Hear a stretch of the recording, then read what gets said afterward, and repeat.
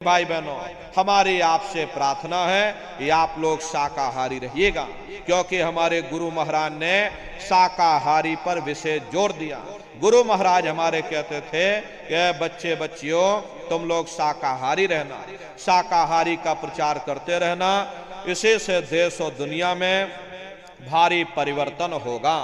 प्रेमी भाई बहनों, परिवर्तन कोई आंदोलन करने से नहीं होगा, परिवर्तन कोई तोड़फोड़ करने से नहीं होगा। परिवर्तन तब होगा जब लोगों के विचार बदलेंगे, लोगों की भावनाएं बदलेंगी, और विचार जब बदलेंगे जब लोगों का खान पान शुद्ध होगा। देसी कहावत है, जैसा खाए अन्न वैसा होए मन। जब इंसान पशुवृत्ति भोजन करेगा तो उसकी बुद्धि स्वतः ही पशुओं जैसी हो जाएगी। फिर जिस शराब के नशे में माँ बहन बेटी की पहचान खत्म हो जाए, उस शराब को पी करके यह कैसे पता चलेगा कि क्या अच्छा और क्या बुरा है। यही कारण है कि आज घर समाज में ये दुनिया भर के अत्याचार और दुनिया भर के व्यभिचार फैले हुए। अरे हम लोग देखिए मंदिर बनवाते हैं, उन मंदिरों में नहा धो करके जाते, कहते भाई परमात्मा के रहने की जगह है, हमको नहा धो करके जाना चाहिए, फूल अगरबत्ती ले जाना चाहिए। कोई उन मंदिरों में कूड़ा कचरा नहीं डालता। अगर तुम कूड़ा कचरा डालोगे आपस में लाठियां चल जाएंगी। फिर ये जो हरि मंदिर है, ये पंच भौतिक शरीर जिसे महात्माओं ने हरि मंदिर कहा, अरे इसमें तुम हाड़ मांस के लोथड़े डालते हो, इसमें तुम शराब के कतरे डालते हो, इसमें तुम मुर्गा मुर्गी काट करके डाल रहे हैं, इसमें तुम मांस मछली काट करके डाल रहे हैं। अपने बनाए हुए ईंट गारे के मंदिर की कद्र करोगे और परमात्मा के बनाए हुए इस मानव मंदिर को तुमने जीते जी कब्रिस्तान बना दिया तो सख्त सजा मिलेगी। अरे महात्माओं ने लिखा है कि तिल भर मच्छी खाए के कोट गौ दान, काशी करवट जामरे निश्चय नरक निदान।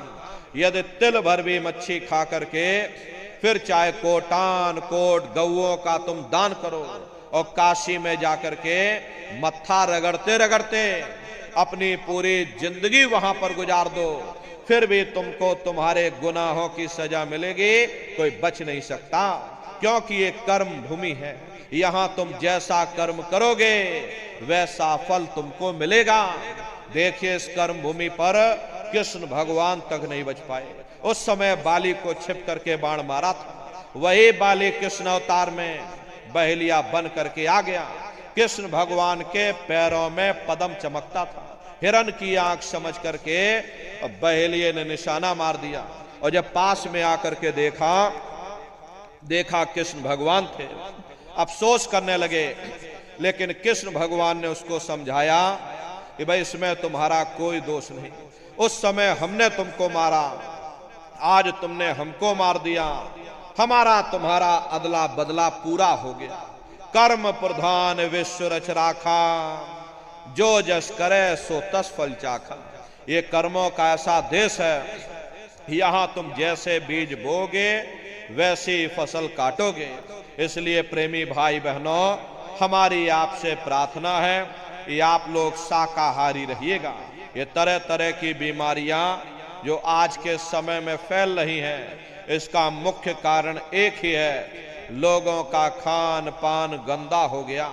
अरे आप अपनी बुद्धि से विचार करिए, जब इंसानों के खून में जानवरों का खून मिल जाएगा, इंसानों के अंदर जब जानवरों के कीटाणु पहुंच जाएंगे तो न जानवरों की दवा काम में आएगी न इंसानों की दवा काम में आएगी। तो परिणाम क्या होगा? ऐसी महामारियां फैलेंगी। अभी कोरोना जैसी महामारी आई, पूरा विश्व तबाह हो गया, लोग अपने अपने घरों में कैद हो गए, कोई किसी से मिलने को तैयार नहीं। न जाने कितने घर परिवार उजड़ गए, न जाने कितनी लाशें बह गईं, न जाने कितने बच्चे अनाथ हो गए, न जाने कितनी माताएं विधवा हो गईं। लाखों लाख रुपया लेकर के लोग अस्पतालों के चक्कर काटते रह गए, एक ऑक्सीजन का सिलेंडर नसीब नहीं हुआ। अरे कारण क्या है?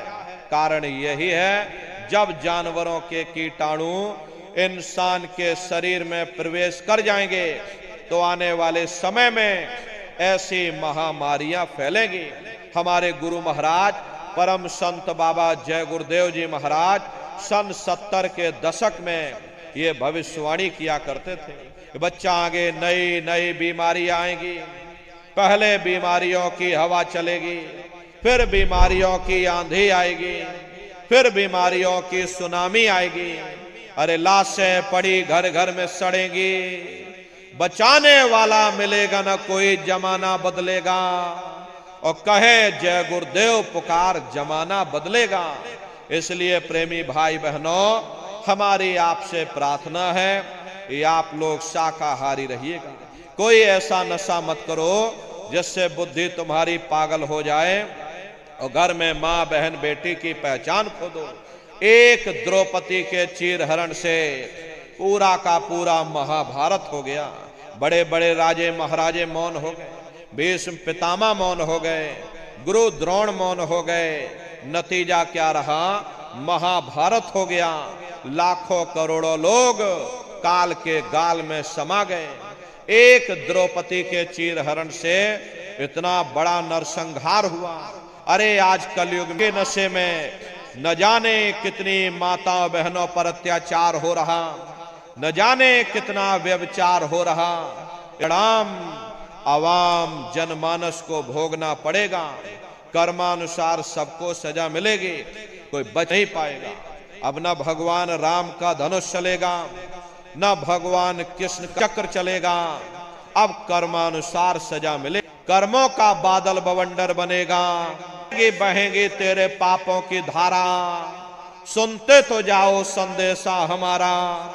हमारे भविष्यवाणी कर गए, राख बनेगे महानगर तक, एटम के अंगारों से पत्ता पत्ता झुलस जाएगा। विशुद्ध टंकारों से मानव की क्या पेश चलेगी, अंबर तक फट जाएगा। इस धरती का सारा आंगन लाशों से पट जाएगा। महाशक्तियां दुनिया भर के मिट्टी में मिल जाएंगे। क्रूर विधर्मी मानव की तब अकल ठिकाने आएगी। वाला है, जागो जागो दुनिया वालों, समय बदलने वाला है। इसलिए प्रेमी भाई बहनों, हमारी आपसे प्रार्थना है कि आप लोग शाकाहारी रहिएगा। कोई ऐसा नशा मत करो जिससे बुद्धि तुम्हारी पागल हो जाए और घर में माँ बहन बेटी की पहचान खो दो। अरे आप अपने आप को कट्टर हिंदू मानते हो। अरे भाई हम कट्टर हिंदू हैं, हमसे बड़ा सनातनी दुनिया में कोई नहीं। हम भगवान राम को मानने वाले, हम बजरंगबली को मानने वाले, हम भगवान कृष्ण को मानने वाले। अरे भाई आप राम को मानते हो और आप भगवान कृष्ण को मानते हो तो उनके आदर्शों पर भी चलना सीखो। भगवान राम ने कभी नहीं कहा कि तुम मांस खाओ, या भगवान कृष्ण ने कभी नहीं कहा कि तुम शराब पियो। जितने देवी देवता अवतार हुए सभी यही कह करके गए, अहिंसा परमो धर्म। अगर हमने किसी को बनाया नहीं तो मिटाने का अधिकार हमारे पास नहीं। अरे आप इंसान हो, इंसान का काम है दया करने का, दया धर्म का मूल है। इसलिए आप जीवों पर रहम करो, रूहों पर रहम करो। सभी लोग शाकाहारी रहना और शाकाहारी का प्रचार अपने अपने क्षेत्रों में बराबर आप लोग करते रहिएगा। अरे सतयुग कैसे आएगा, राम राज कैसे आएगा? राम राज कोई भाषण देने से नहीं आएगा, राम राज कोई नारा लगा देने से नहीं आएगा, राम राज कोई भगवा लहरा देने से नहीं आएगा, राम राज कोई हिंदू मुसलमान करने से भी नहीं आएगा।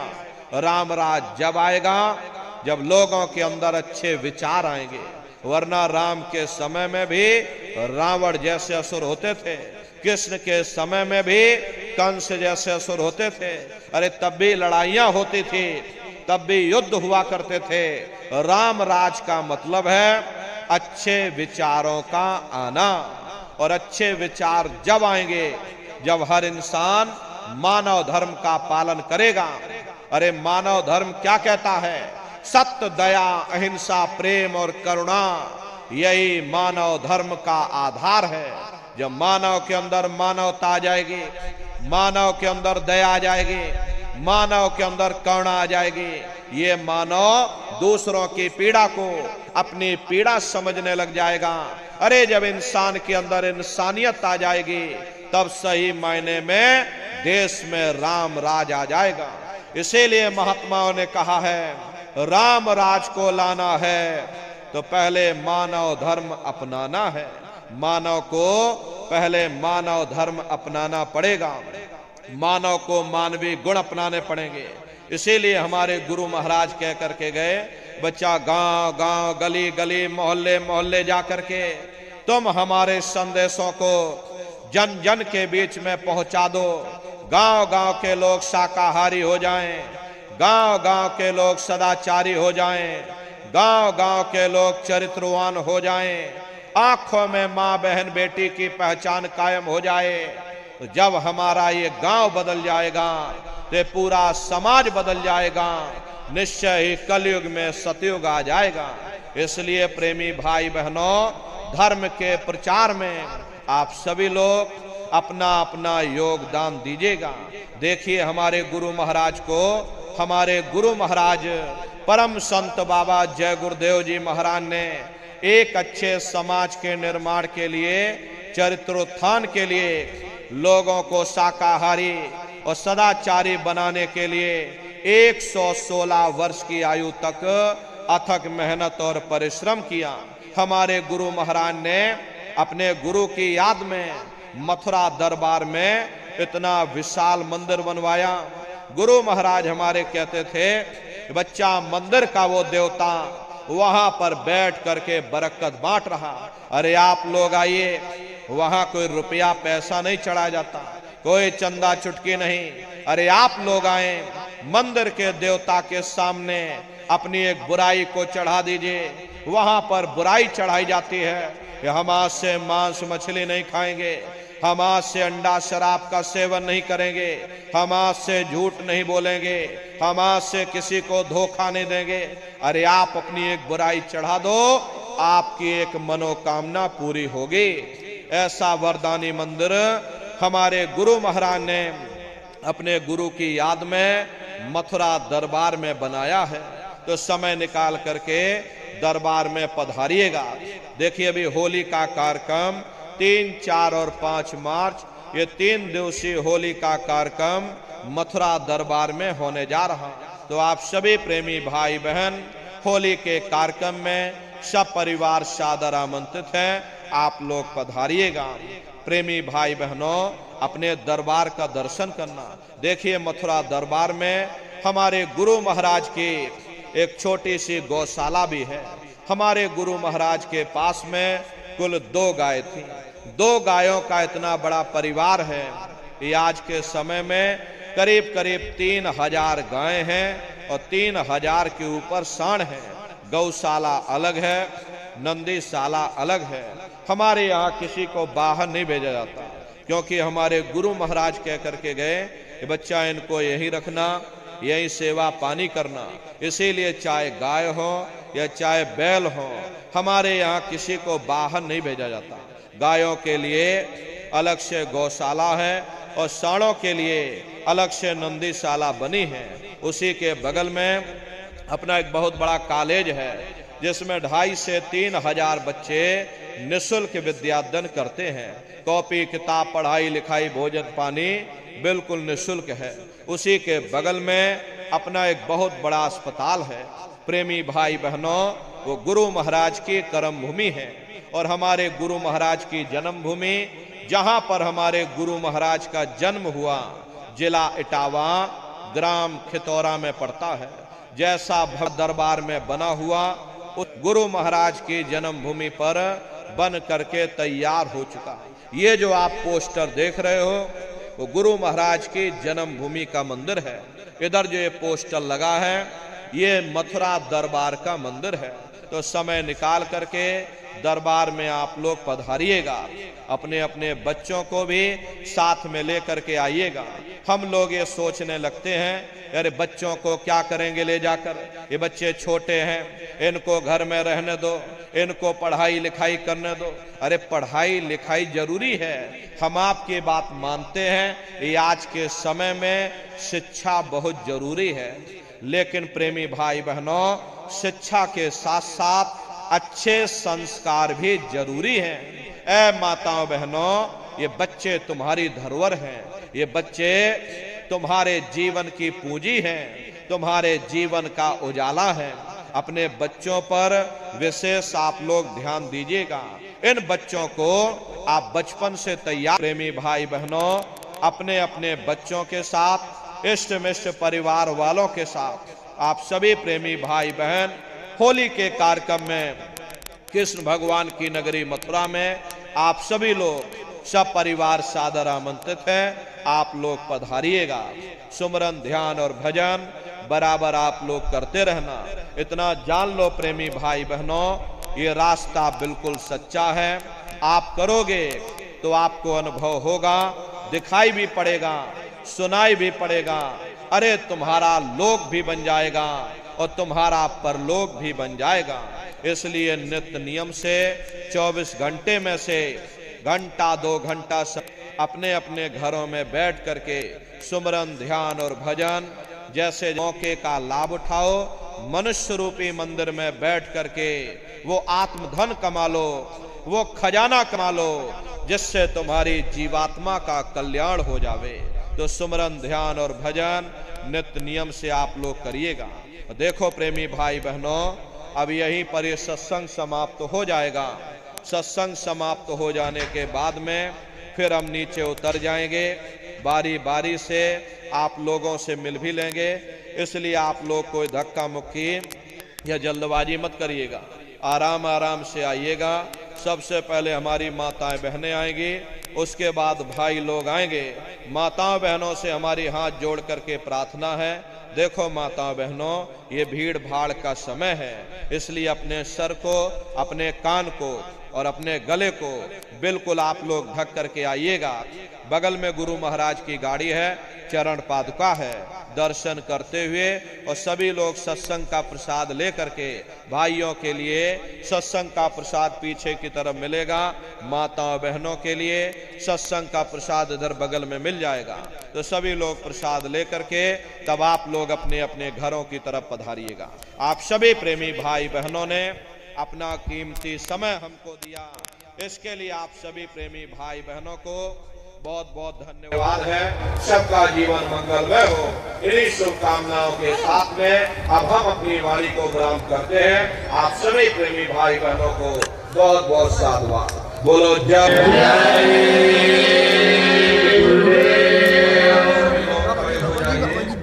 सभी लोग खड़े होकर के वाणी के पावन नाम का सभी प्रेमी भाई बहन प्रेम के साथ उच्चारण करिएगा। बोलो जय।